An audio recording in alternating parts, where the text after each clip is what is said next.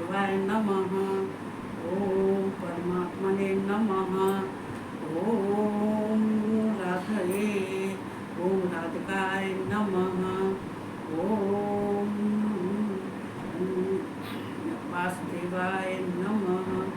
मैं कृष्ण भगवान और राधा रानी को दोनों को नमन करती हूँ, और मैं उनको जो भी मुझसे अगर गलती हो मुझे क्षमा कर देना, और मैं उनसे यही प्रार्थना करती हूँ, बस मुझे इतना ज्ञान देते जाना कि मैं गीता को मैं सुनाऊँ, भाव मेरे प्रकट हो में कि यहाँ मेरे पास कृष्ण है, यहाँ मेरे पास राधा है।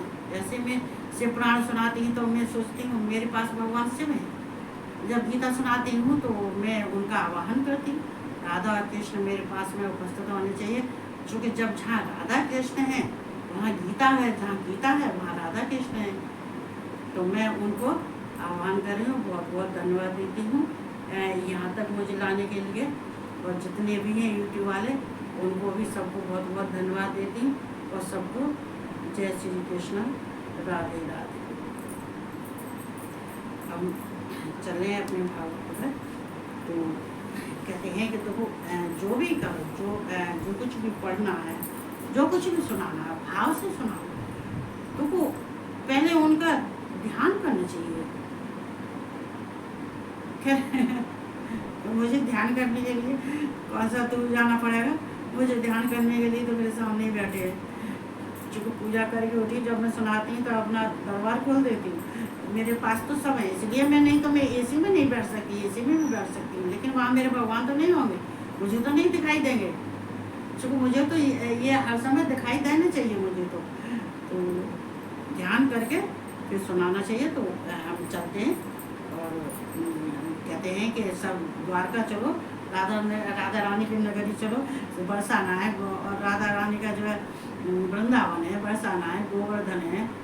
तो जाते हैं। अब दिन आ गए, सावन के महीना आ गया, अब तो परिक्रमा लगेंगे, तो अब तो सभी जाएंगे, अब मैं भी जाऊंगी परिक्रमा लगाने जाती हूँ। एक सावन के महीने में जाती हूँ, और कार्तिक के महीने में जाती हूँ, और फागुन के महीने में जाती हूँ, शुक्ल पक्ष के फागुन के शुक्ल पक्ष में एकादशी के परिक्रमा लगाना चाहती हूँ। लेकिन अब भी जाऊँगी चाहे 2 दिन के लिए जाऊँ, पर जाऊँगी। चलो तो फिर हम चलते हैं।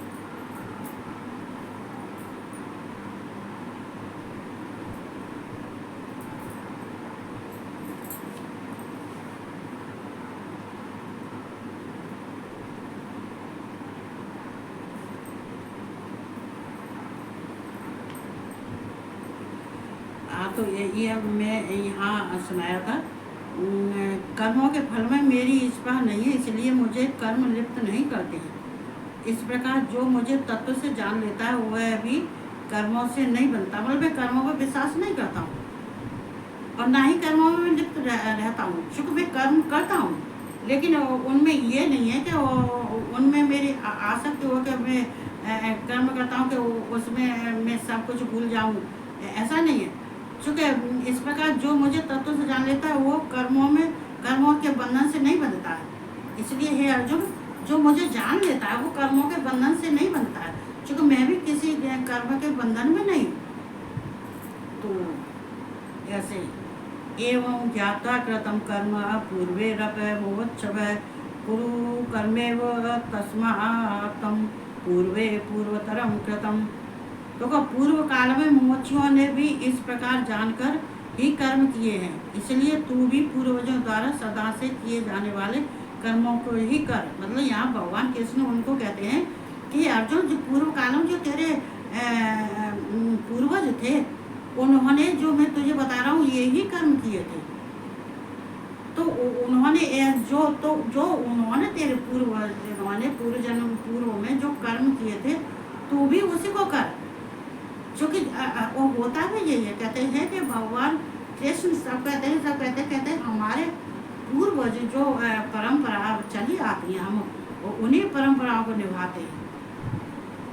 तो यहाँ कृष्ण अर्जुन को समझाते हैं, किम कर्मेत कवयो अप्यतर मोहिता तत्ते कर्म प्रवक्ष्याम यज्ञात्वा मोक्षसे सुभात्। कर्म क्या है और अकर्म क्या है? देखो, किम कर्म और किम कर्मेत।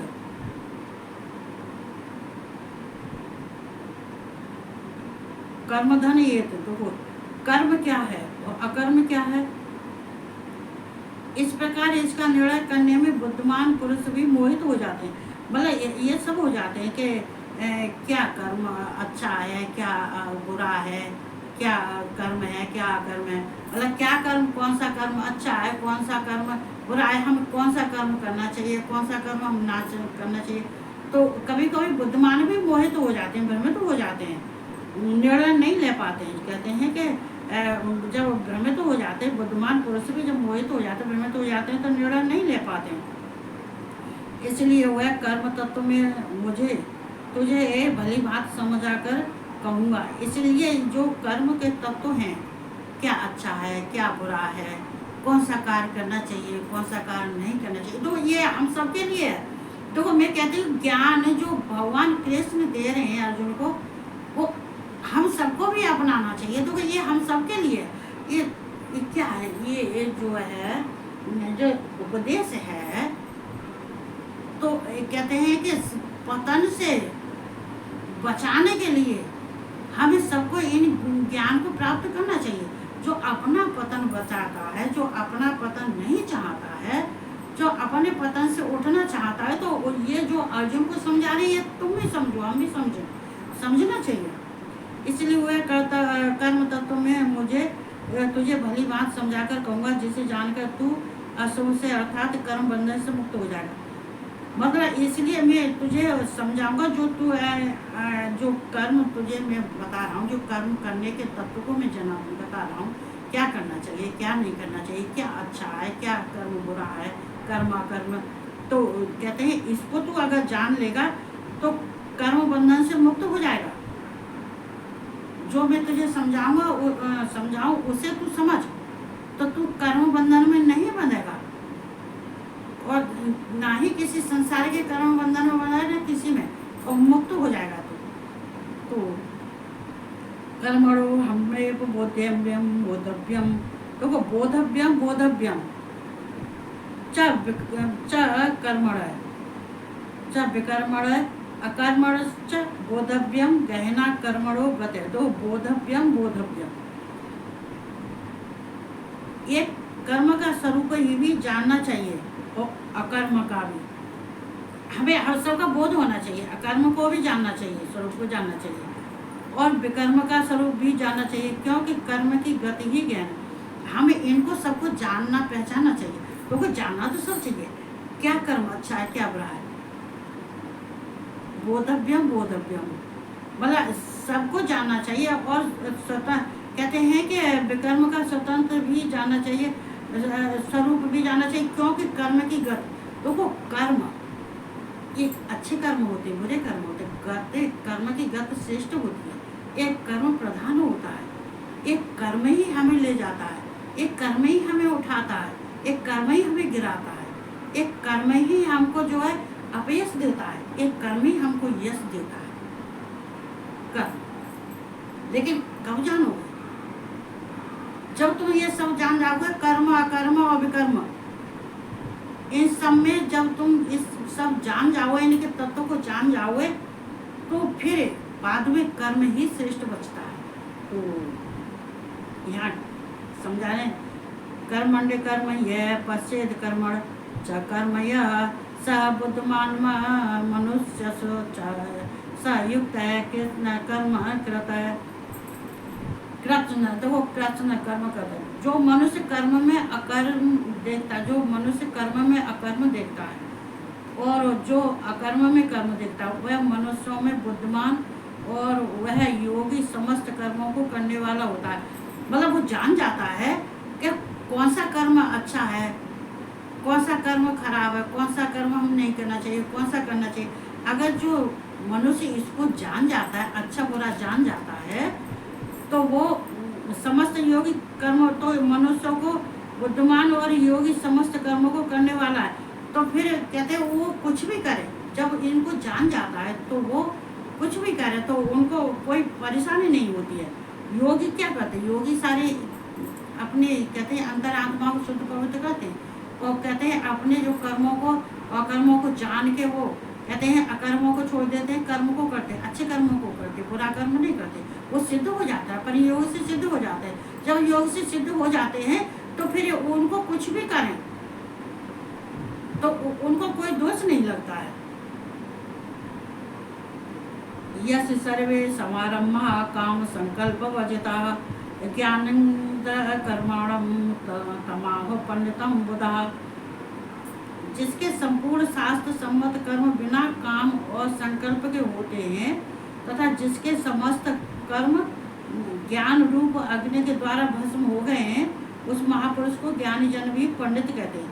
देखो जिसके संपूर्ण शास्त्र देखो, अगर तुम शास्त्र से वेद और शास्त्रों से तुम्हें कर्म करना चाहिए, जो वेद शास्त्रों में लिखा है उनके अनुसार कार्य करना चाहिए, या भगवान जो बताते हैं वेद शास्त्रों का जो ज्ञान देते हैं उनके अनुसार करना चाहिए। उसमें कोई कामना नहीं होनी चाहिए कहते हैं, और ना ही कोई संकल्प होता है, ना कोई कामना होती है। चूँकि वो वेद और शास्त्रों से होते हैं तो कामना नहीं करनी चाहिए उसमें। तथा जिसके समस्त कर्म ज्ञान रूप अग्नि के द्वारा, जिसके सारे जो हैं कर्म, देखो क्या होता है, ये अग्नि क्या होता है, ये जो यज्ञ क्या होता है, ये आत्म यज्ञ होता है, कर्म यज्ञ होता है। हम अपने कर्मों का, बुरे कर्मों का हमें क्या करके उनको अपने ज्ञान द्वारा उनको भस्म कर देना चाहिए। जो अज्ञान रूपी हमारे कर्म हैं, बुरे कर्म हैं, उन ज्ञान द्वारा उनको अग्नि से भस्म कर देना चाहिए। ये भस्म क्या हुआ है, इनको त्याग देना चाहिए। तो हमारे अंतर आत्मा में कहते हैं कि जो सामग्री समुदा से हवन यज्ञ करते हैं वो हमें आत्म यज्ञ भी करना चाहिए। ऐसे आत्म यज्ञ करना चाहिए अपने ज्ञान से, अपनी बुद्धि से। कहते हैं अपने बुरे कर्मों को ज्ञान द्वारा उनको भस्म कर देना चाहिए। ज्ञान मतलब इतना ज्ञान तुम्हारे अंदर होना चाहिए कि वो जो अकर्म है, विकर्म है, ये सारे नष्ट हो जाए। और हो जाते, जब ज्ञान आ जाता तो ये सारे अपने आप स्वतः ही नष्ट हो जाते, ये सब हट जाते। कोई हमारे पास में ऐसी चीज वस्तु नहीं रहती है। यस सर्व तत्व कर्म फलासंग नित्य तृप्तो निराश्रय कर्मण्य प्रवृत्तो अपे नैव किंचित करो तसा। जो पुरुष समस्त कर्मों में और उनके फल में आसक्ति का सर्वथा त्याग करके संसार के आश्रय से रहित हो गया है और परमात्मा में नित्य तृप्त है, वह कर्मों में भली भांति बढ़ता हुआ भी वास्तव में कुछ भी नहीं करता है। तो जो पुरुष समस्त कर्मों को और उनके फल, जो अपने कर्मों को ऐसे कर्म करना चाहिए, अच्छे कर्मों को करने के बाद में फल और आसक्ति को त्याग देना चाहिए। जो फल आसक्ति को त्याग देता, कहते हैं हम कर्म कर रहे हैं, हम पूजा कर रहे हैं, हम यज्ञ कर रहे हैं, तो किस लिए कर रहे हैं?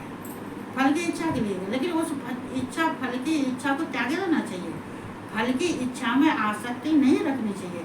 ये नहीं करनी चाहिए कि हम भगवान शिव की पूजा कर रहे हैं, हमें फल मिलेगा, हमको आसक्ति हो गई। जो हमें किसकी आसक्ति हुई? फल की आसक्ति हुई, और उसको ही आसक्ति को, फल को त्याग देना चाहिए। जो कहते हैं क्या करे संसार का आश्रय, और ना ही संसार का कभी आश्रय लेना चाहिए।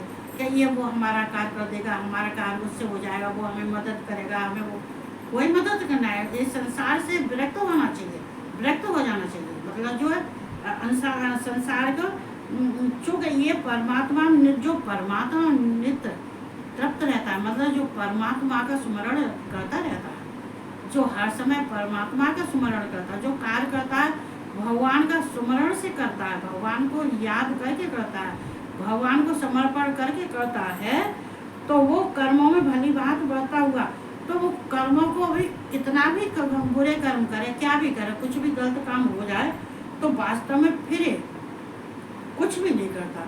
चाहे वो कितना ही कुछ भी काम कर ले, लेकिन कुछ साधने वाला कौन है? भगवान कृष्ण। कहते हैं तू बस इतना सब जो मैं बताता जाऊँ वो तू करता जा, जो संभालने के लिए तो मैं बैठा हूँ। तो इन कर्मों को कहते हैं, पहले तो हर एक किसी को, तो वो कोई पूजा करे तो कभी फल में आसक्ति नहीं रखनी चाहिए। अरे हम भगवान से, मैंने आज तक जीवन निकल गया, ये इतनी उम्र होने को आ गई पर मैंने कभी मांगना नहीं चाहा। मैं इस भाव से कभी भगवान के चरणों में नहीं गई। हाँ, औरों के लिए मांगती। अगर किसी को परेशानी है तो मैं ये संकल्प लेके ही अपना कमंडल, अपना सामान उठाती हूँ कि हे भगवान, सिर्फ मैं आ रही हूँ, उसको बहुत परेशानी है, उसका संकट काट देना। तो उसके नाम की ही सरंगी उठाती हूँ, उसके नाम का ही रुद्राभिषेक करती हूँ मैं। लेकिन अपने लिए कुछ भी नहीं मांगती, कुछ भी नहीं मांगती, और मांगने जाना ही नहीं। और मांगना मुझसे आता भी नहीं, मुझसे नहीं मांगना। क्या मांगू, क्या चाहिए मुझे? सब कुछ है मेरे पास। एक परमात्मा होना चाहिए। इस बाहरी चीज, बाहरी वस्तु में ये हमारे काम की नहीं है ना। भगवान ने छोड़ दिया तो ये सारी नष्ट हो जाएंगी। हम तो फुटपाथ पे आ जाएंगे, रोड पे आ जाएंगे। और भगवान शिव है तो हमें महलों में रखेंगे। किससे? अपनी कृपा से। कृष्ण अपनी कृपा से। देखो, जहाँ कृष्ण खड़े हैं वहां तो पांडवों की हार हो ही नहीं सकती है। तो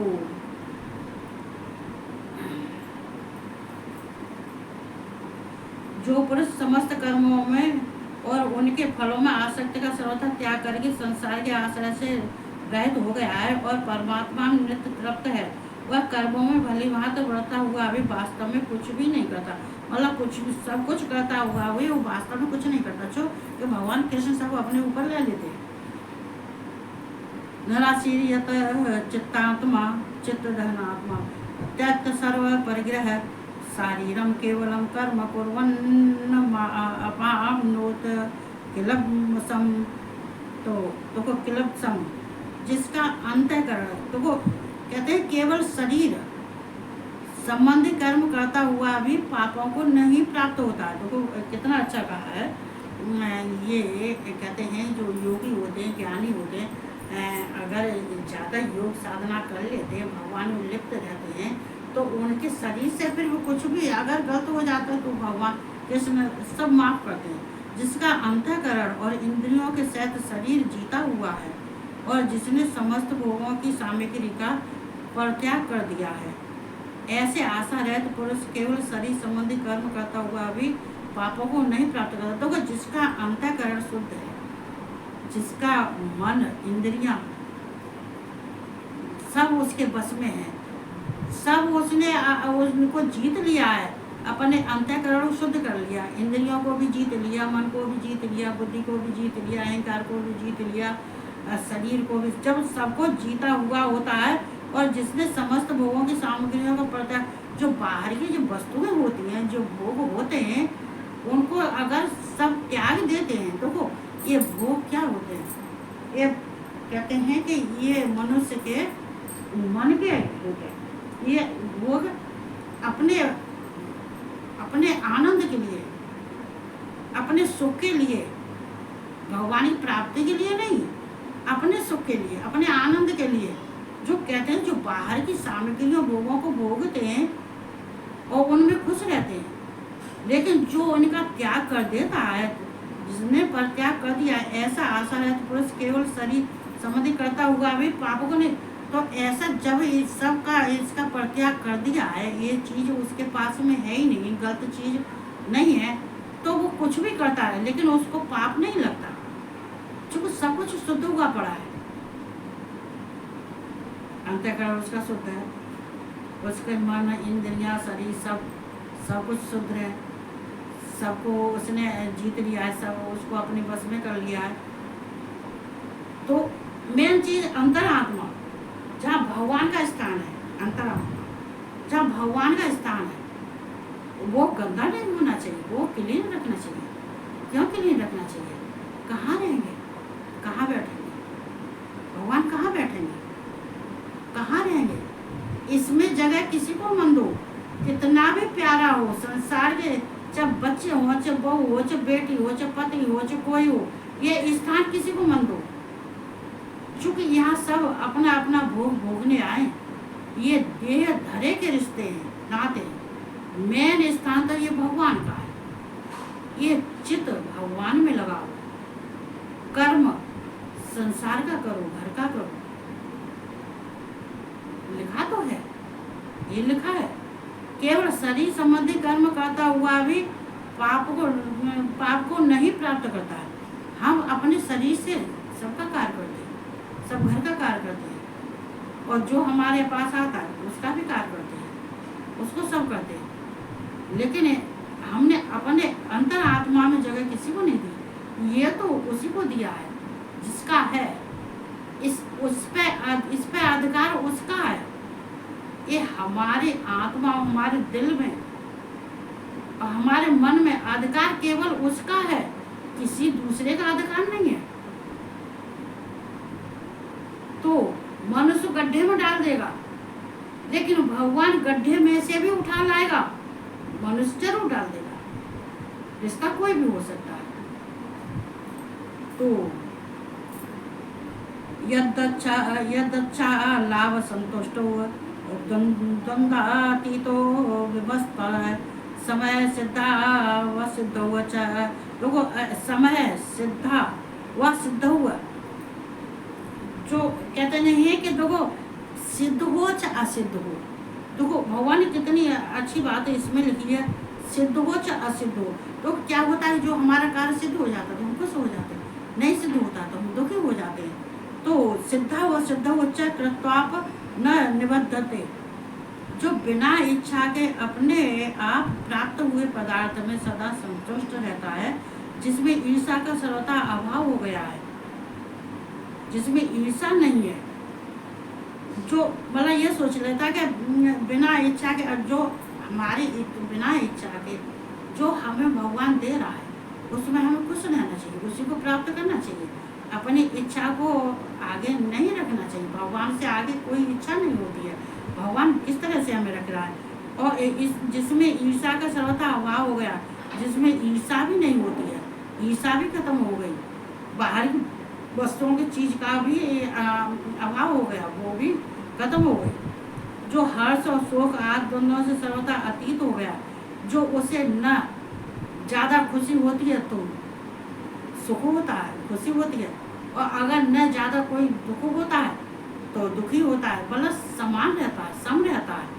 चाहे हर्षोल्लास हो, चाहे शोक हो, चाहे दुख हो, हर एक चीज में जब वो समान हो जाता है, और कहते हैं कि हर शोक आदि द्वंद्व से सर्वथा अतीत हो गया है, उसको ये उसमें समान रहता है, तो ऐसा सिद्ध और असिद्ध में सम रहने वाला कर्म योगी कर्म करता हुआ भी उनसे नहीं बनता।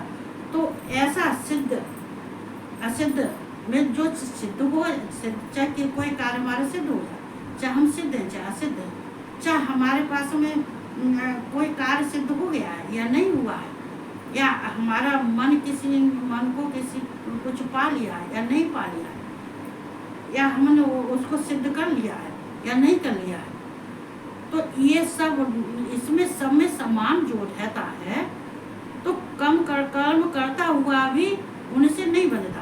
तो वो इतना ही कुछ भी कर्म करता रहेगा तो उसके बंधन में बंधता नहीं है। क्यों नहीं बनता, वो समान हो गया, सुख हो दुख हो, सुख हो या दुख हो, या कोई हमें सिद्धि मिले, क्या किसी में हम सिद्ध हो या असिद्ध हो या कुछ भी हो, चाहे कोई चीज़ हमें मिले या न मिले, और जो कुछ मिला है उसी में हम तृप्त हैं, उसी में हम खुश हैं, ये सब होते, ये देखो ये सब विचारों के होते हैं। जब तक हमारे विचार शुद्ध नहीं होते हैं तब तक हम कहीं नहीं पहुंचते हैं। हमें अपने विचारों को शुद्ध करना होता है। देखो ऐसे ऐसे लोग पड़े हैं जो कि कहते हैं कि हमसे मिलते रहेंगे, प्यार से बोलेंगे, हमारे पास बोलेंगे, लेकिन भीतर वो ऐसा कार्य कर रहे हैं, ऐसा कार्य कर रहे हैं कि ये टूट के जा पर है, इसके जीवन की हंसी खुशी सब कुछ भूल जाए, मेरा नहीं है सबकी कह रही हूँ कि इसके जीवन से हंसी खुशी सब छीन ले जाते हैं, धन दौलत सब छीन ले जाते हैं, और बीच सड़क पर छोड़ जाते हैं रोने के लिए, और अपने मस्त रहते हैं। ऐसे को क्या करना चाहिए, क्योंकि ऐसे को जब त्याग देते हैं, अपने सुख दुख हम नहीं देखते हैं, और भगवान में हम लीन रहते हैं, भगवान में हम लिप्त रहते हैं, तो ये सारी चीज अपने आप ही स्वतः ही छूट जाती है। ये मेरा अनुभव है, वो अनुभव वाली बात मैं कह रही हूँ। गत संगस्य मुक्तस्य ज्ञानावशिष्ट चेतसः यज्ञाचरतः कर्म समग्रम प्रवलीयते। जिसका आसक्ति सर्वथा नष्ट हो गई है, जो देहाभिमान और ममता से रहित हो गया है, जिसका चित्त निरंतर परमात्मा के ज्ञान में स्थित रहता है। देखो, जिसकी आसक्ति सर्वथा नष्ट हो जाए। देखो, किसी चीज की आसक्ति बहुत बुरी होती है। ये आसक्ति इतनी गलत चीज होती है कि ये हम कहते हैं कि हमको आसक्ति भगवान में रखनी चाहिए। अगर तुम बाहरी वस्तुओं में तुम आसक्ति रखोगे जिसमें हमें नहीं रखनी चाहिए, उसमें आसक्ति रखे रहोगे तो तुम्हारा उद्धार नहीं होने का। तो कृष्ण कहते हैं कि तुम्हें कोई मार्ग ऐसा नहीं मिलेगा जहाँ से कि तुम आसानी से बिना विघ्न के निकल जाओ, चूँकि वहीं फंसे रह जाओगे। इसलिए आसक्ति तो नष्ट हो गई और देह अभिमानी ममता से रहित हो गया, मतलब अपने देह पे अवमान करने वाले होते हैं, उसका भी त्याग करना चाहिए। हम अच्छे हैं, हम स्वस्थ हैं, हम सुंदर हैं, हम बलवान हैं, हम शक्तिशाली हैं। देखो, ये शरीर क्या है, ये शक्तिशाली क्या है? ये शक्तिशाली आत्मा है, शरीर नहीं। ये बल से किसी से नहीं लड़ा जाता है। कहते हैं बल के अवमान जो करता है वो नीचे पड़े दिखाई देते हैं। इसको और ममता जिसके अंदर होती है, कहते हैं ये सब नहीं होता है। जो शरीर का अभिमान नहीं होता है, किसी में आसक्ति नहीं होती, ये सब नष्ट हो जाते हैं। और जिसका चित्त निरंतर परमात्मा ज्ञान में स्थित, और ये सब नष्ट होने के बाद में भगवान अपने चित्त में भगवान का ही ध्यान करता है, भगवान को समझता है, भगवान को ही देखता है। तो ऐसा केवल यज्ञ संपादन के लिए कर्म करने वाले मनुष्य के संपूर्ण कर्म भली भांत विलीन हो जाते हैं। देखो, ये सब देखो कितना अच्छा शब्द है। देखो, ये क्या है? ये ज्ञानी तो है, तो ये हम सब के लिए है। ब्रह्मार्पणम ब्रह्म हवे ब्रह्माग्नम ब्रह्मणाहुतम ब्रह्मणैव तेन गन्तव्यम ब्रह्म कर्म समादनाः। जिस यज्ञ में अर्पण अर्थात स्तवा आदि भी ब्रह्म है, और हवन किए जाने योग्य द्रव्य भी ब्रह्म है, तथा ब्रह्म रूप कर्ता के द्वारा ब्रह्म रूप अग्नि में आहुति देने रूप क्रिया भी ब्रह्म है। उस ब्रह्म कर्म में स्थित रहने वाले योगी द्वारा प्राप्त किए जाने योग्य फल भी ब्रह्म है। तो वह सब कुछ ब्रह्म हो जाता है। यज्ञ करना भी ब्रह्म है, यज्ञ करवाना भी ब्रह्म है। कहते हैं कि जो ब्रह्म रूप कर्ता के द्वारा ब्रह्म रूप अग्नि में आहुति देना रूप क्रिया भी ब्रह्म है। हम मतलब सारा कुछ ब्रह्म है। जो ब्रह्म में जब हम लीन हैं, जब ब्रह्म ही हमारे चित्त में है, ब्रह्म ही हमारे अंतरात्मा में, हमारा ध्यान भी ब्रह्म में है, तो सब कुछ ब्रह्म है। ये दृष्टि एक देखने की होती है, एक दृष्टि होती है, एक दृष्टा होती है।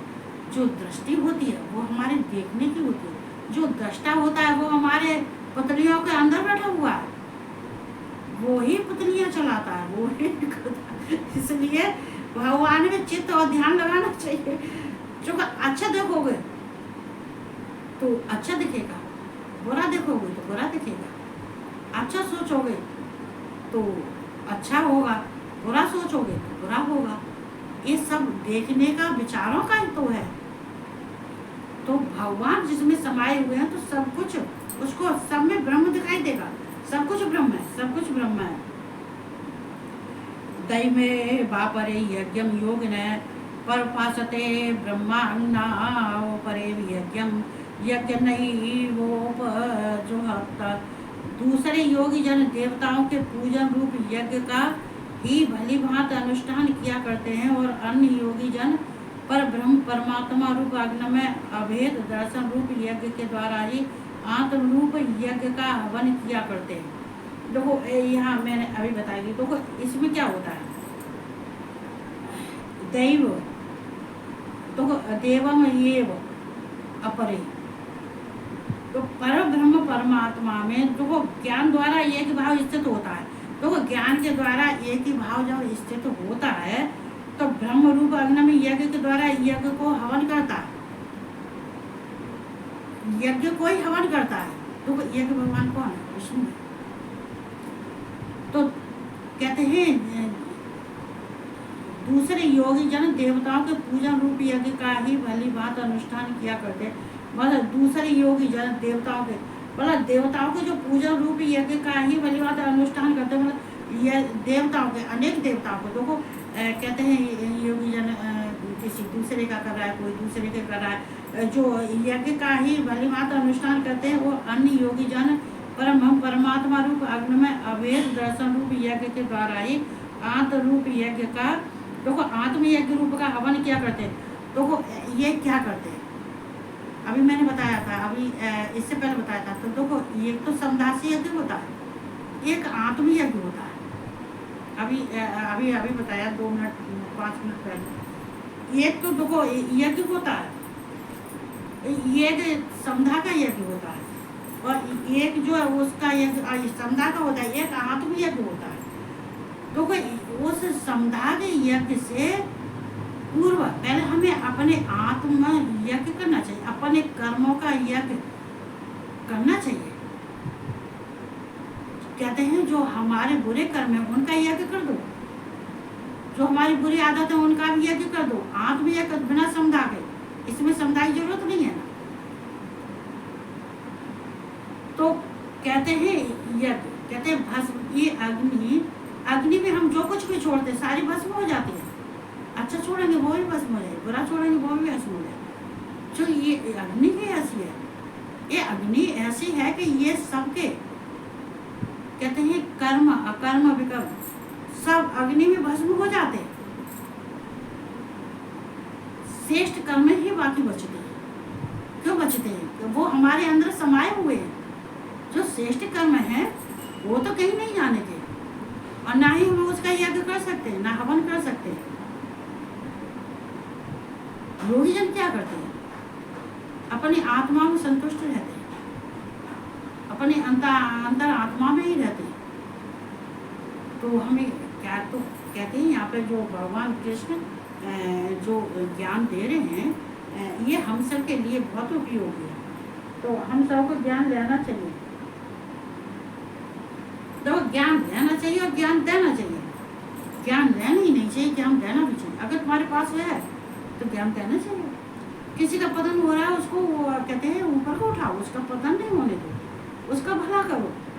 अब कृष्ण आगे कहेंगे इस बात को, चूँकि ये गीता में 3 साढ़े 3 साल तो हो गई होगी, तभी छोड़ दिया। 3 साल तो वही है, जो मेरा नाती हुआ था उससे पहले गीता छूट गई थी, पढ़ नहीं पाती थी, काम ही इतना हो जाता था तो नहीं लेके बैठ पाती थी। तो लेकिन फिर भी मुझे ध्यान है जो आगे ये भी आएगा, आगे जो भगवान कृष्ण उनको समझाएंगे। तो गीता का ज्ञान इसीलिए ही श्रेष्ठ है कि आदमी जीना सीख जाता है। जीवन क्या है और मृत्यु क्या है? आदमी का जीवन क्या है, मृत्यु क्या है? कैसे समझोगे? कहाँ से समझोगे? तुम्हें कोई बताने वाला नहीं है। बताएगा आधा अधूरा बताएगा। जो कृष्ण अर्जुन को बताने को ऐसा कोई नहीं बताने वाला, तो नहीं बताने वाला है। तो गीता कृष्ण है और तुम अर्जुन हो जाओ तो ज्ञान लो। कहते हैं उपदेश लेना, ज्ञान लेना, ये मनुष्य के जीवन में ये ब्राह्मण का कर्म होता है। ये ब्रह्मत्व कहते ब्राह्मणत्व तभी होता है जब उसको वेदों का ज्ञान हो, शास्त्रों का ज्ञान हो। तो जब उसको कहते हैं रुद्री का ज्ञान हो, अध्ययन का करना, अध्ययन पढ़ना पढ़ाना, ये किसका काम होता है? ये ब्राह्मण का काम होता है। तो हमें लेना चाहिए। तो हम इसी को बस में कहते हुए, छोटे बच्चे कहते हैं कि ज़्यादा मम्मी बड़ा हो जाता है, उतारने में परेशानी होती है, तो मैं बस इतना ही सुनाते जाऊँगी। कहते हैं भगवान कृष्ण हमारे कहते हैं कि तू एक ही श्लोक पढ़ेगी, 2 पढ़ेगी, मैं तो उसे खुश हूँ। वैसे कभी कभी ये भी कह देते हैं कि तू नहीं पढ़ेगी तो भी मैं खुश हूँ तो भी मैं खुश हूँ। जैसे उनके जब वो क्या कहते हैं क्या नहीं कहते मुझे कुछ भी नहीं मालूम है, पर मैं उनको बहुत बहुत धन्यवाद देती हूँ, उनको प्रणाम करती हूँ। राधा को, कृष्ण को भी, भगवान ब्रह्मा विष्णु महेश को भी प्रणाम करती हूँ। भोलेनाथ, महाकाल, माँ जगदम्बा, गणेश भगवान को और गुरुदेव को अपने को। तो माता रानी को, अपने माता पिता सबको प्रणाम करती हूँ, जो कि मेरे सबसे प्रथम पहले माता पिता हैं। सब देवताओं से पहले मेरे माता पिता हैं। मैं उनको बहुत बहुत नमन करती हूँ। वो जहाँ भी हों खुश रहें। तो बस उन्हीं के लिए मैं जो कुछ भी कर रही हूँ उन्हीं के लिए कर रही हूँ, और अपने लिए मैं कुछ नहीं कर रही।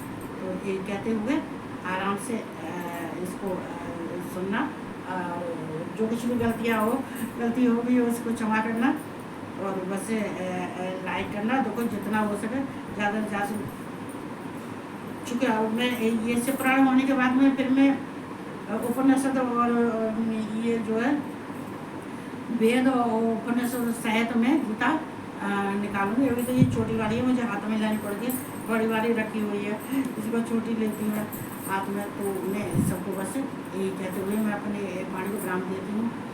ओम कृष्णाय नमः, ओम वासुदेवाय नमः, ओम परमात्मने नमः, ओम श्री राधा वल्लभाय नमः। ओम मैं श्री कृष्ण राधा रानी को सभी को मैं प्रणाम करती हूँ, कोट प्रणाम करती हूँ, और मैं उनको बहुत बहुत धन्यवाद देती हूँ।